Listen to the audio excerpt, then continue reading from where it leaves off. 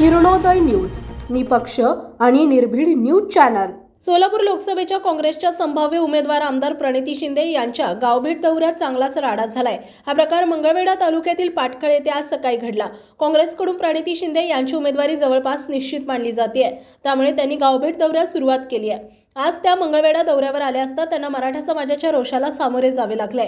पाटखळ येथील मराठा समाज बांधवांनी गावभेट दौऱ्याला विरोध करत बैठकीत राडा केला। यावेळी मराठा समाजाच्या तरुणांनी एक मराठा लाख मराठा अशा घोषणा दिल्या। मनोज जरांगे पाटील यांनी पुढाऱ्यांना गावबंदी करण्याचं आवाहन केलंय। त्यानुसार अनेक गावांमध्ये मराठा समाजाने राजकीय पुढाऱ्यांना गावबंदी केली आहे। मराठा समाजाने केलेल्या गावबंदीचा फटका आज काँग्रेसच्या संभाव्य उमेदवार प्रणिती शिंदे यांना बसलाय। दरम्यान प्रणिती शिंदे यांनी बैठक न घेताच गावातून हताशपणे परतावं लागलंय। आपल्या परिसरातील ताज्या बातम्या पाहण्यासाठी किरणोदय न्यूज चॅनलला YouTube वर सबस्क्राइब करा आणि बेल आयकॉन प्रेस करा।